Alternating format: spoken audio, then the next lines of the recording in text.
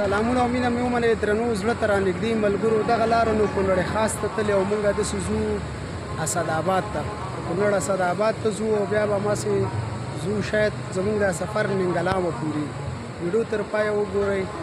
او دا به هم راته ووایي چې تاسو له کوم ځای څخه موږ سره په تماس کې سئ تاسو د خیال نړۍ د چکر خپرونه وګورئ